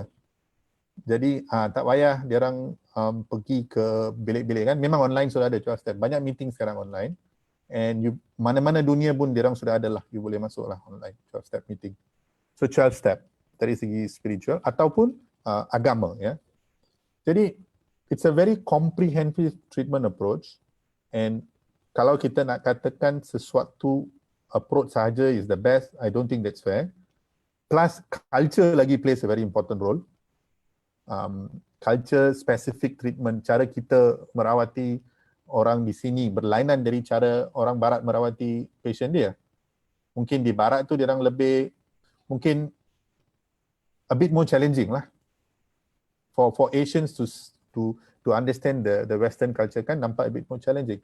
Contoh dia masa kita start Solace, ramai antara clinician kita, dia orang punya training dari negara barat. Jadi cara dia orang buat terapi itu menggunakan the Western approach, which is fine. Tapi untuk orang Asian tu kadang-kadang nampak macam, kamu cabar saya ke? Ataupun macam, kamu macam tidak hormat saya cara kamu tu. And you lose the therapeutic relationship. Okay? So, culture specific treatment is also another important factor lah to consider kan. And kepakaran cukup tak di Malaysia? I tak tahu actually answer dia. I pun tak tahu nak jawab. Cukup tak kita punya pakai, especially lepas PKP ni? Sebab PKP ni has caused a lot of stresses. We are creatures, we are social creatures. Human beings are social creatures. Tiba-tiba you ambil kita, you masuk kita dalam satu bilik, you kurungkan kita untuk 6 minggu. Wow. We struggle lah, mentally we struggle lah, kan? And a lot of mental health illnesses are coming up. Relapse rates, betul. Relapse rates memang, I rasa akan naik lepas ini. Tapi macam Haji bagi tahu tadi, we are also receiving a lot of inquiries sebab diorang tidak boleh tahan lah. Bukan saja klien tidak boleh tahan sebab withdrawal, tapi family tidak boleh tahan. Macam mana nak simpan dia orang lagi? Kalau boleh, macam Dr. Nani bagi tahu tadi kan, family suruh simpan di hospital sampai habis PKP. Because they cannot manage the stresses. It's very stressful. Kami pun selalu ada terima inquiry. But yeah, ini situasi dia sekarang kan. We have to make do with what we have. I baca hari itu di India, alcohol withdrawal is so bad, dia orang bunuh diri. Sebab tidak dapat alkohol, 30-an, umur dia 30-an, 40-an, dia lompat dari bangunan dan dia bunuh diri sebab tak ada alkohol. Kedai arak tutup. Sekarang government sudah buka kedai arak dia dari masa ke masa. Tak ada peluang lain. Di Amerika, alkohol itu, dia punya sales is higher than roti. More people are buying alcohol because the alcohol dia dibenarkan untuk jual lah. Sebab dia orang rasa kamu duduk rumah tak ada kerja lain, okey minumlah alkohol, tidak apa. Jadi alcohol sales have gone up. So bila PKP ini bila stop, ya, bila kita buka macam biasa, I think the relapse rates will go up. Mental health illnesses will definitely go up, and relapses will definitely go up. Semua yang dalam withdrawal sekarang akan relapse. Masa tu mungkin psychiatric wards akan penuh di hospital. And mungkin kita punya phone tak berhenti lah masa tu. And also cara rawatan sekarang I think is beginning to take on a different trend. Cara rawatan sekarang bukan saja dari segi biopsychosocial, but we need to be prepared for online treatment programs also. Semua orang sekarang dah masuk digital age lah. Kalau you tengok dalam LinkedIn ke Facebook, kita pun sekarang dalam ini, this discussion, it's so convenient. Kalau 4 orang ni nak duduk buat satu forum, mungkin kena plan 1 tahun. Kan? Cari hari, cari date, cari tempat. Lepas tu minta kebenaran dari semua orang. Tapi sekarang because of digital age, we can do it just in 2 to 3 days time. Just like that. So I think cara rawatan pun akan tukar. We need to look and be prepared for digital treatment approaches. We need to be prepared for using technology to reach people. Sebab teknologi boleh sampai kepada lebih ramai orang. And tak payah tunggu dia orang datang ke kita. Sekarang kita boleh kata, we will come to you for treatment. You don't have to come to us.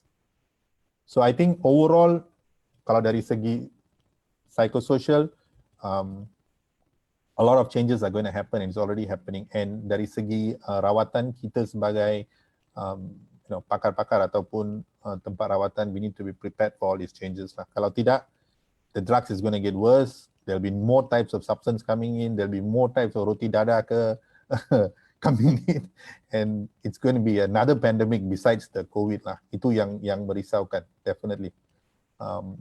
Itu saja daripada saya. Terima kasih.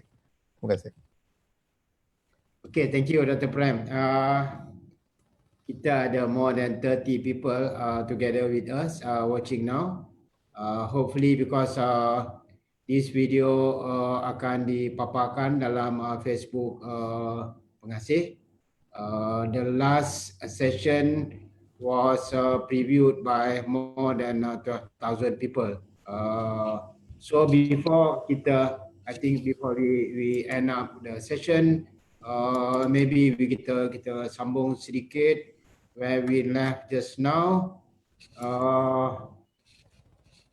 and share sedikit on especially on issue of challenges in recovery, like the speakers have mentioned just now. Next kita akan hadapi di mana apabila disebab PKP lifted, kita sayang Sebab saya tahu sekarang ni whether we like it or not, ramai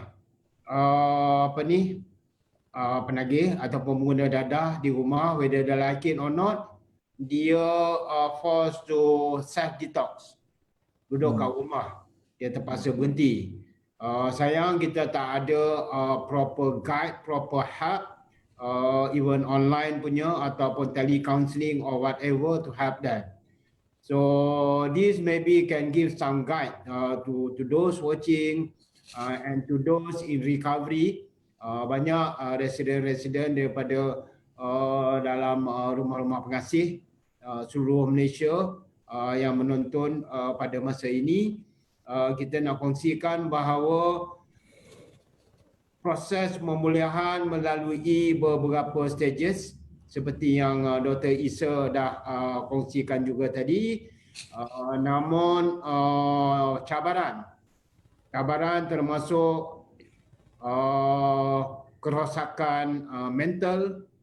Kita dapati bahawa ramai ATS punya klien mengambil masa yang agak sedikit lebih lama kalau dibandingkan daripada penagih-penagih tradisional, penagih heroin ataupun morfin. Oleh kerana mereka ada mempunyai isu-isu drug induced psychosis dan perlu sentiasa memakan ubat. Kita dapati bahawa beberapa klien yang dia rasa dia dah okey dan berhenti daripada mengambil ubat, namun kesan sampingannya lebih teruk. Dia akan relapse balik kepada dia punya disease dulu, dan kebanyakannya apabila dah discharge tak follow up, tak makan ubat, last menagih semula dan datang balik lagi teruk, lagi keadaan dia lebih parah. Dan di waktu yang sama juga setiap penagih menghadapi banyak setback, ketinggalan dari segi kemahiran, ketinggalan dari segi technical, kemahiran sosial dan banyak kemahiran-kemahiran, termasuk yang kemahiran lebih besar macam mana Dr. Prem cakap tadi, adalah kemahiran untuk hidup semula. Dan di waktu yang sama juga cabaran dalam recovery ataupun kepulihan ialah untuk menghadapi trauma-trauma kesan emosi waktu penagihan, dan juga terpaksa menghadapi ketinggalan dari segi intelektual. Di waktu yang sama juga oleh kerana bergantung kepada setiap individu itu, kalau lagi lama dia menagih, lagi dia punya inferiority complex akan menebal. Dia akan rasa malu, takut, segan, takut diketahui dan sebagainya. They are afraid of their own self-image, and subconsciously nilai yang lama tu from time to time akan emerge. Attitude dan belief system akan sentiasa perlu ada peringatan dan sentiasa ada pembaharuan. Dan di waktu yang sama juga satu perkara yang lebih sedih ialah isu-isu undang-undang. Terdapat ramai yang dalam kepulihan, tetapi oleh kerana mungkin dia tidak tamat dia punya program penisriaan ataupun tak tutup fail, walaupun dah 5 tahun, dah 10 tahun, kita ada klien yang dah lebih daripada 10 tahun, dah ada keluarga dan dah ada anak dan sebagainya, ada family, tiba-tiba dekat roadblock kena tahan oleh kerana dia ada isu dulu, dia tak tamatkan seliaan dia walaupun dia dah berubah. Oleh kerana undang-undang kita masih undang-undang lama lagi, Undang-Undang 1983. Dan di waktu yang sama juga support system yang ada perlu diperkukuhkan, termasuklah support system daripada rakan sebaya, daripada pihak kerajaan sendiri dan juga keluarga, daripada pihak keluarga dan masyarakat.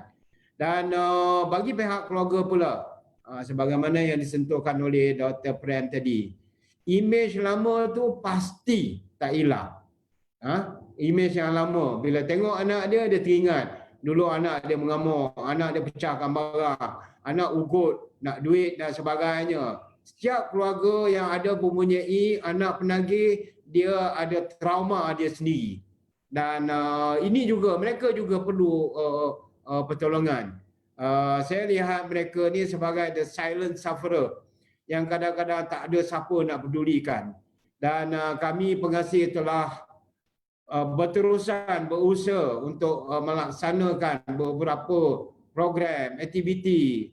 Jenuh minta funding sana sini dan kadang-kadang minta sedekah nak buat program-program supaya kita dapat bagi support pada keluarga dan sebagainya. Di waktu yang sama juga integrasi dengan keluarga, dengan komuniti juga harus dipertekankan.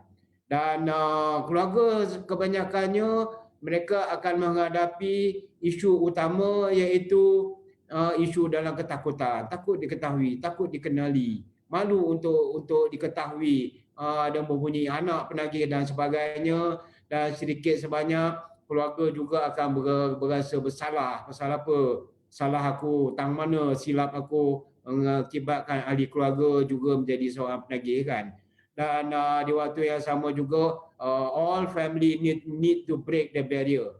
Bukan hanya penagih, family juga need to break the barrier supaya life has to go on. The past is the past. We cannot live in the past. Then this require time. Only time will heal. Only number of years akan membuktikan bahawa anak telah berubah dan sebagainya. Dan untuk itu mungkin kita ada sedikit masa lagi untuk kita berbincang. Mungkin pulang siapa-siapa pun boleh just want to chip in. Okay, Dr. Isa, Dr. Nani. Okey, saya mungkin ada sikit masa kan, saya nak bagi feedback sikit lah. Bila Dr. Prem ada mention tadi berkenaan dengan lepas PKP, risiko relapse tinggi.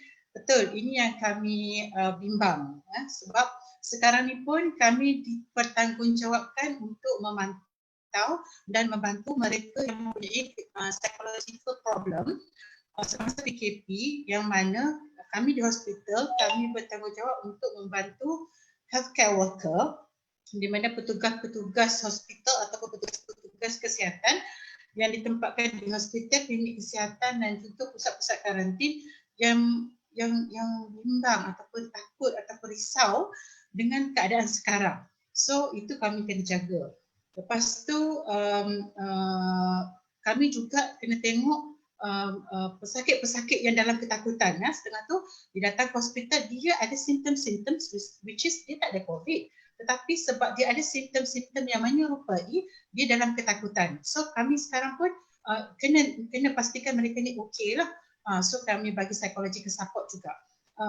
Dan ramai yang terlupa dengan penagih-penagih kita ni yang dah baik, yang dah sihat, yang dah free from symptoms, yang dah abstinence. Tetapi as Dr. Prem cakap tadi kan, dalam keadaan PKP terkurung ni, ramai sebenarnya dah jatuh, ramai yang dah relax, yang itu yang saya kata tadi, dah penuh ward tu.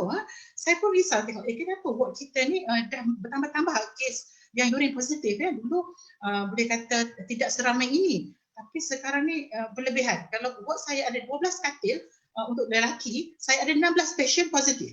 Imagine lah, mana nak letak 12 katil, sakit ada 16. Pandai-pandai lah nak hidup kan. Jadi sebab tu kami cakap dengan keluarga minta maaf, kami tak boleh simpan lama. Once dah tak ada lagi simptom psikosis, kami terpaksa discharge. Tapi nak discharge ke mana?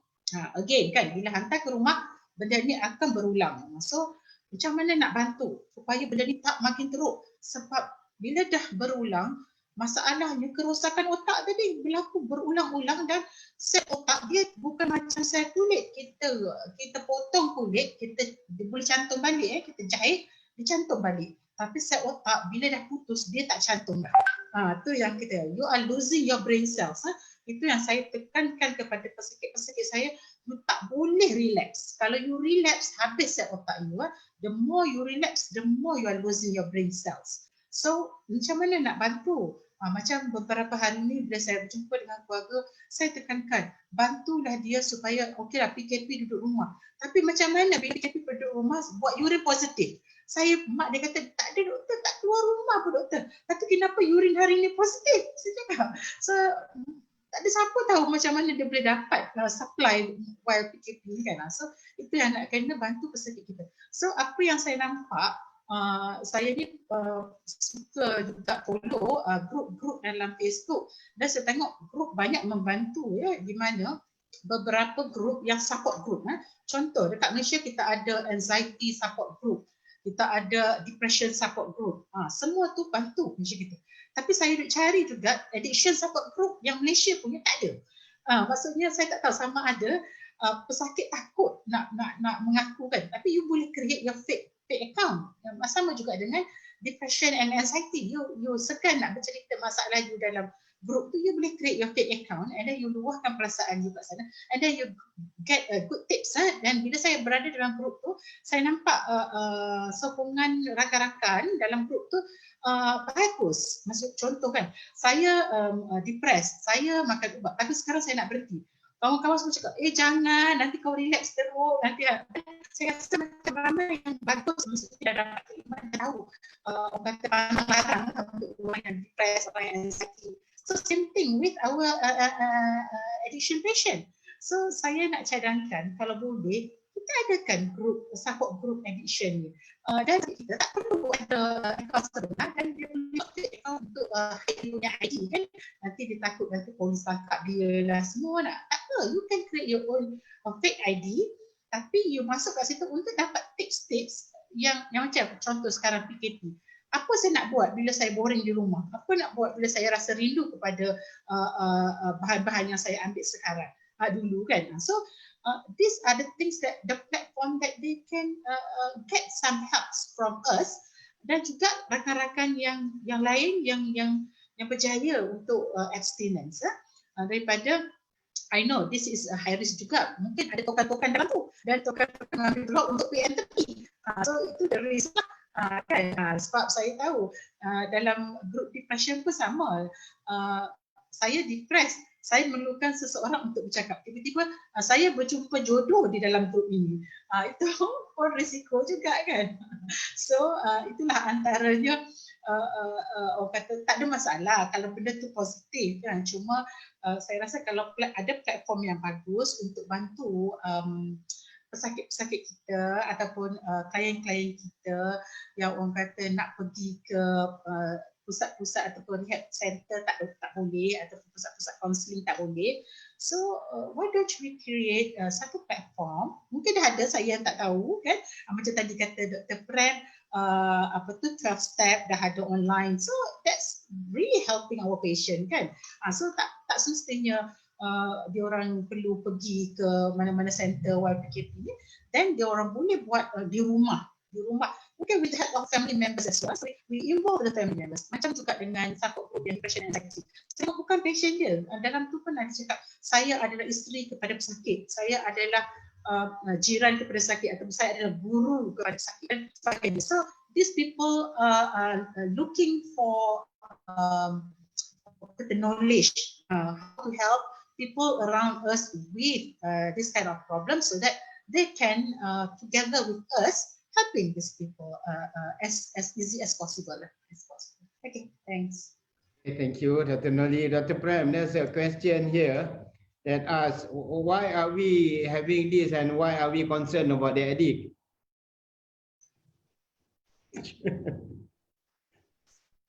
Okay, why are we concerned about the addict? Yeah. Soalan yang macam mana saya nak jawab tu Well, sebab mungkin kan dari segi maybe I answer in English lah.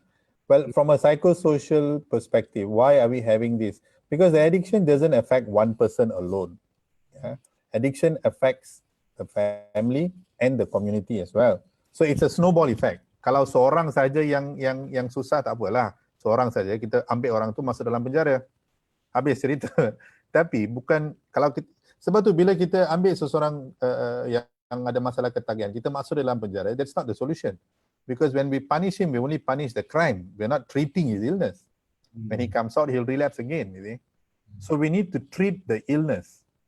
Punishing the crime, memanglah kamu curi benda, kamu kenalah menghadapi undang-undang. Tapi kamu ada sakit, kamu ada penyakit. Itu yang kami nak cuba bagi tahu kamu dan nak cuba rawat. Kalau tidak, penyakit itu akan merosakkan everybody around you, the whole community. I think that's why we're having this, kan, Tuan Haji? Ya. Dan Dr. Isa, ada pula soalan ni menyatakan sepatutnya penagih ni dia boleh fikir sendirilah. Pasal apa kita pula nak bagi bimbingan pada dia? Alright, terima kasih atas soalan tu Haji. Ya. I think kenapa pula kita nak kena fikir ya, sebab kadang-kadang bila ada second eye daripada orang lain tu, itu lebih baik. Kadang-kadang pemimpin yang terbaik pun perlukan mata di kalangan rakyat yang untuk menegurnya. Apatah lagi rakan-rakan yang dalam recovery yang sentiasa yang banyak melakukan kesilapan. Sebab dalam kehidupan kita satu perkara lah Haji dan sahabat-sahabat semua, education is power. Jadi macam mana sekalipun bila kita dalam keadaan relapse, jadi kita cuba baiki diri kita dengan kita dapatkan dengan ilmu pengetahuan, dengan knowledge. Saya nampak hari ni bila Haji initiate meeting hari ni, saya baru terfikir bahawa sebenarnya ada keperluan rakan-rakan recovery di seluruh negara, bukan saja pengasih, tapi yang di bawah ADK, mungkin juga yang di bawah penjara dan yang bawah private pun, mereka masing-masing kita ni masing-masing dah kena ada dah online group, mungkin dah ada WhatsApp group dah tapi mengapu. Tapi mungkin platform yang lebih official dan yang lebih psycho education in nature yang kita make on our own. Saya rasa mungkin Solace dah advance at this point, dan mungkin Solace boleh bantu kita macam mana model yang Solace gunakan, and then kita share lah macam mana bagaimana macam kita boleh maintain anonymity setiap klien, sebab kita masing-masing kita vulnerable dalam keadaan yang semasa, dan saya percaya kita masih lagi mampu membuat pilihan dengan apa yang ada, insya-Allah dengan teknologi yang ada ini. Kalau kita boleh buat secara optimum, insya-Allah PKP ni bukannya jadi satu stres, tapi dia adalah stimulus kepada stres yang baik. Jadi use stress. Jadi mungkin jugalah kita tengok from the bright side kan. Mungkin kita kata in the clouds there is a silver line. Jadi kita mungkin hari ini kita dapat silver line yang menembusi awan yang kelabu tu. Ada peluang untuk kita ambil peluang, kita move forward sebenarnya Ji. Okay, I think kita dah melebihi masa. Mungkin any last word from Dr. Noni? Hello, sorry. Saya tadi sorry lah Haji, saya sebenarnya bila terdetik pasal soalan tadi, kenapa kita perlu pedulikan penagih ya. As Dr. Prem cakap, dia bukan masalah perseorangan ya. Memang dia masalah dia melibatkan semua orang. That's why you tak boleh ignore this problem. Dia seperti satu virus yang bila you tak treat, dia akan merosakkan satu sistem. Semua macam sekarang lah, bila you tak treat coronavirus pada seorang ni, dia akan merebak dan menyusahkan semua orang. Satu dunia dah kena karantin ataupun dah kena dah kena lockdown kan. So ini yang nak menyebabkan bila you tak fokus pada masalah tu. So masalah ni bukan masalah perseorangan dan dia sangat serius. Dan you know, bila saya bercerita tadi pada awal kan, kenapa penagih ni dia tak boleh berhenti sendiri. Kita kena bantu dia sebab masalah dia bukan sekadar masalah social, psychological, dan masalah dia ada combination of all. Ada masalah otak tu, masalah social dia,